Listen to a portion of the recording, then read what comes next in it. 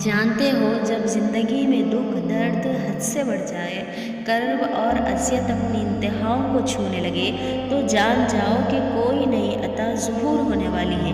اس رحمان و رحیم کی بے گراں رحمت تمہیں ملنے والی ہے، اور دعائیں تب اثر کرتی ہیں جب انہیں صبر کی مہر لگا دی جائے۔ اور صبر یہ نہیں کہ اللہ پاک سے مانگنا چھوڑ دو، بلکہ صبر تو یہ ہے کہ لوگوں سے کہنا چھوڑ دو۔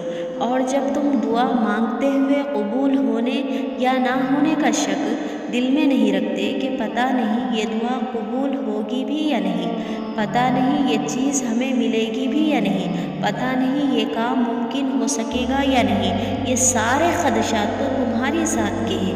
اللہ کی ذات تو اس سے کہیں زیادہ وسیع ہے، وہ تو معجزوں کا بادشاہ ہے۔ وہ جب چاہے حالات بدل سکتا ہے، وہ جب چاہے دل بدل سکتا ہے، لا حاصل چیز سے نواز سکتا ہے، وہ جب چاہے نصیب بدل سکتا ہے۔ اللہ وہ سب کر سکتا ہے جو تم نہیں کر سکتے۔ تو جس کی ذات لامحدود ہے، اس سے محدود دعائیں کیسی؟ اپنے اعمال دیکھ کر نہیں، بلکہ اس کی شان دیکھ کر مانگا کرو۔ جس نے تمہیں بنایا ہے، اس سے بہتر تمہیں کوئی بھی نہیں سمجھ سکتا۔ اور یاد رکھو، کائنات میں ایسا کچھ بھی نہیں جو ہمارا رب نہیں کر سکتا۔ کائنات میں کوئی ایسا زخم نہیں جسے اللہ نہیں بھر سکتا۔ اور بندے کا تھک جانا برا نہیں ہے، مایوس ہو جانا برا ہے، بہت برا۔ اور مایوس انسان بس تب ہوتا ہے جب اسے اللہ کی طاقتوں پر، اس کی رحمتوں پر یقین نہیں رہتا، اور جب یہ بات بھول جاتا ہے کہ جس نے یہ حالات پیدا کیے وہ یہ حالات بدل بھی سکتا ہے۔ دیکھو، ہر چیز انسان کے بس میں نہیں ہوتی، بلکہ کوئی بھی چیز انسان کے بس میں نہیں ہوتی جب تک کہ اللہ نہ چاہے۔ پھر اس سے مایوس کیوں ہونا جس کے حکم کے بغیر درخت کا ایک پتا بھی نہیں ہل سکتا، جس کے ایک حکم پہ کائنات بنا دی گئی اور ایک ہی حکم پہ ختم کر دی جائے گی۔ مایوس تو وہ ہوتے ہیں جن کے پاس اللہ نہیں ہوتا، اور ہمارے پاس تو اللہ ہے، یعنی بادشاہوں کا بادشاہ، یعنی ہمارا پہلا اور آخر واحد مددگار۔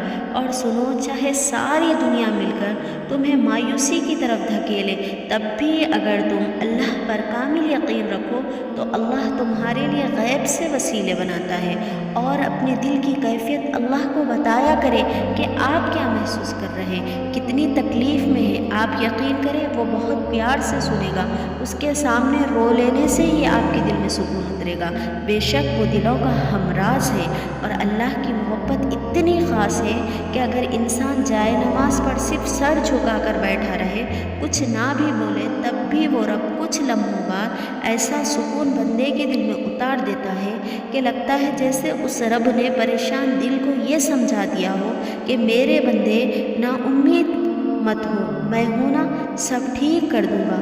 اور سورہ یوسف ہمیں بتا رہی ہے کہ صبر کرنے والے لوگ خوبصورت اختتام پائیں گے، اور اللہ تو اسے بھی دیتا ہے جس نے کبھی اس کے در کا رخ نہیں کیا، تو پھر تمہیں کیسے نہیں دے گا جب تم اس سے گڑ گڑا کر کچھ مانگتے ہو۔